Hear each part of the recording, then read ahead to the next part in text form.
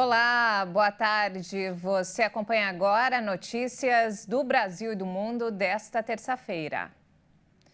E o presidente do Banco Central, Campos Neto, defendeu a atual taxa Selic de 13,75% ao ano.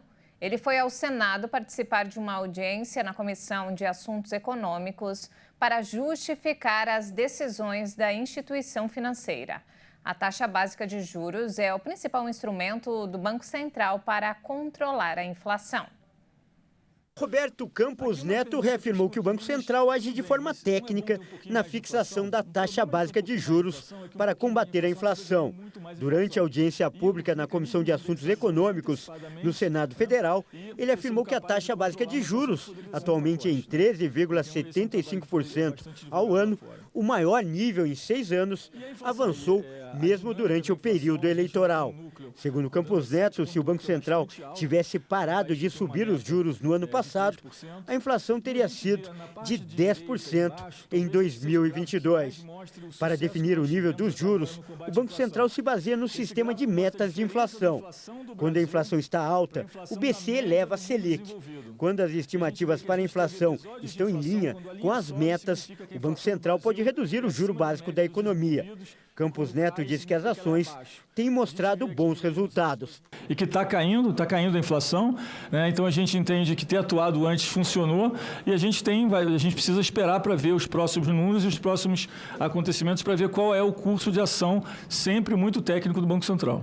Campos Neto falou que o movimento de juros antecipado já mostrou ser capaz de controlar a inflação.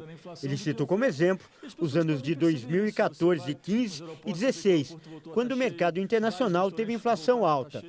O mundo tem um surto inflacionário e o Brasil está com uma inflação mais baixa do que a média, o que mostra o sucesso de ter feito o movimento de juros antecipadamente, né, e ter sido capaz de controlar uma inflação que poderia ter sido muito pior. E na semana que vem começa a vigorar um novo salário mínimo no país. A nossa repórter Maria Clara Leite traz agora o que muda a partir do dia 1º de maio. O mínimo passará de R$ 1.302 para R$ 1.320, aumento de R$ 18 ou 1,38% para assalariados, aposentados e pensionistas do INSS, entre outros. Só que esse reajuste terá reflexos não só na remuneração, mas também em benefícios como seguro-desemprego, abono salarial PIS/PASEP e o BCP, que é o benefício da prestação continuada destinado a pessoas idosas ou com alguma deficiência que não recebam nenhum outro benefício do INSS e que não têm meios de se sustentar sozinhas nem de ser sustentadas pela família. Segundo estimativas do DIEESE, que é o Departamento Intersindical de Estatística e Estudos Socioeconômicos, o salário mínimo é a base de remuneração de 60 milhões e 300 mil trabalhadores e beneficiários do INSS. Portanto, essa é a quantidade de brasileiros que terá agora esse novo reajuste. A gente lembra que o piso já havia sido reajustado esse ano. Em 1º de janeiro de 2023, houve um aumento de R$ 90, quando o mínimo passou de R$ 1.212 para R$ 1.302. E falando agora sobre saúde, a vacinação contra a Covid com a bivalente foi ampliada para toda a população acima de 18 anos. Cerca de 97 milhões de brasileiros vão poder receber o reforço. E pelo menos 6 capitais, Rio de Janeiro, Goiânia, Recife, Natal, São Luís e Aracaju e Brasília já estão imunizando toda a população. Aqui em São Paulo, começa amanhã a aplicação da vacina para pessoas com mais de 50 anos. O objetivo do Ministério da Saúde é de reforçar a proteção contra a Covid e ampliar a cobertura vacinal em todo o país. A pasta ampliou a vacinação com a dose da bivalente para toda a população acima de 18 anos. Cerca de 97 milhões de brasileiros podem procurar as unidades de saúde nesta etapa, que faz parte do movimento nacional pela vacinação. A orientação vale para quem já recebeu pelo menos 2 doses de vacinas monovalentes, Coronavac, AstraZeneca ou Pfizer, como esquema primário ou como dose de reforço, respeitando o intervalo de 4 meses da última dose. Quem ainda não completou o ciclo vacinal e está com alguma dose de reforço em atraso, também pode procurar as unidades de saúde. A liberação da vacina bivalente contra a Covid-19 para toda a população com mais de 18 anos foi anunciada após somente 10 milhões de brasileiros, ou cerca de 16% da população-alvo, receber a dose extra.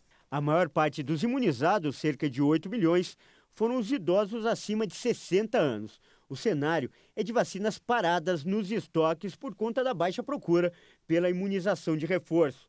A Pfizer afirma que entregou ao governo brasileiro, até o dia 12 de abril, mais de 47 milhões de doses da vacina bivalente. Isso significa que cerca de 37 milhões de doses podem estar nos estoques, aguardando o uso. A partir da recomendação do governo federal, estados e municípios decidem como vão organizar a nova etapa da vacinação com a bivalente, de acordo com os estoques locais e a realidade de cada região. E os planos de saúde dentais registraram o pior lucro líquido da história desde 2001. O resultado despencou 34% e fechou o ano de 2022 em 2,5 milhões de reais. A Agência Nacional de Saúde Suplementar, a ANS, destacou que o prejuízo operacional foi parcialmente compensado pelo expressivo resultado financeiro de 9 bilhões e 400 milhões no ano, reflexo do aumento das taxas de juros que remuneram as aplicações financeiras das operadoras. A queda vem sendo observada desde 2021, com as operações de assistência à saúde, especialmente nas operadoras médico-hospitalares.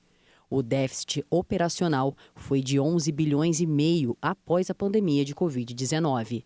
Ainda segundo a agência, os resultados do setor são explicados pelo aumento dos custos, embora menos frequente, também podem ser gerados pela queda ou estagnação das receitas.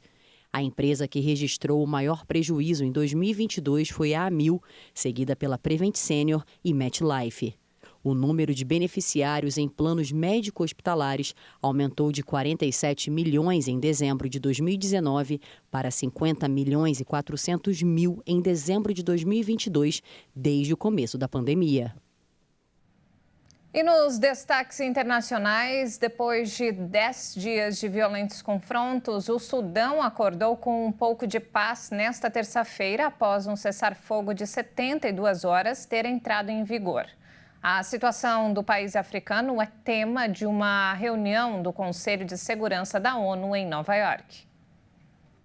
Antes do cessar-fogo, várias nações conseguiram dialogar com os dois lados rivais a retirada de funcionários diplomáticos e de cidadãos de seus países. Mais de 1.000 nacionais da União Europeia deixaram o Sudão. China, Estados Unidos, Japão, Reino Unido e vários países árabes também anunciaram a retirada de centenas de pessoas. O emissário das Nações Unidas para o Sudão, Volker Perthes, permanece no país do leste da África e tenta negociar uma solução pacífica para o conflito. Quase 200 cidadãos de mais de 14 países desembarcaram na segunda-feira à noite de um navio na cidade costeira de Jeddah, na Arábia Saudita. Entre as pessoas que fugiram do país africano estavam idosas em cadeiras de rodas e bebês carregados pelos pais. Apesar da trégua momentânea, a Organização Mundial da Saúde fez alerta para riscos biológicos elevados após a ocupação de um laboratório nacional de saúde do Sudão. Já o secretário-geral das Nações Unidas, Antônio Guterres, promoveu apelos pela paz e se mostrou preocupado com a possibilidade de o conflito escalar para o restante da região e além.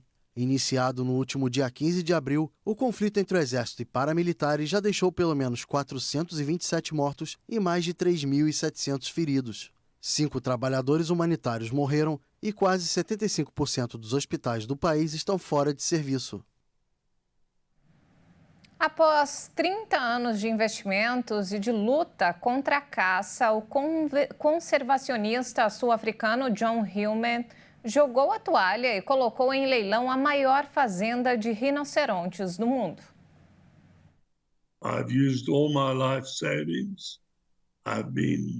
Gastei minhas economias, passei 30 anos investindo nessa população de rinocerontes e agora acabei ficando sem dinheiro.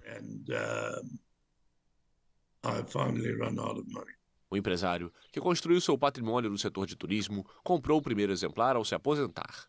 Agora, ele possui mais de 2.000 rinocerontes brancos do sul e 8.000 hectares de terra.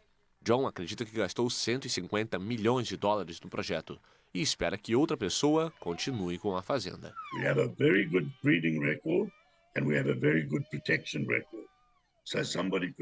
Temos um histórico muito bom de criação e proteção, então alguém pode continuar fazendo isso e expandir para mais e mais rinocerontes. Alguém poderia fazer isso com muita facilidade. Minha preocupação é que, infelizmente, no mercado negro, um chifre de rinoceronte morto ainda vale mais do que um rinoceronte vivo. Isso me preocupa muito.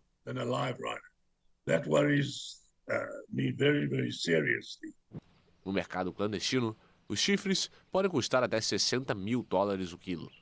Apesar de reprimir a caça furtiva em parques nacionais, quase 450 rinocerontes foram mortos na África do Sul no ano passado, um pouco menos do que em 2021.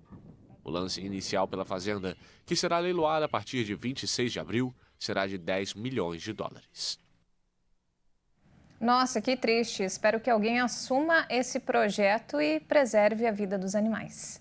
E não temos mais tempo, essa edição fica por aqui. Mais informações ao longo da nossa programação. Obrigada pela companhia e até mais.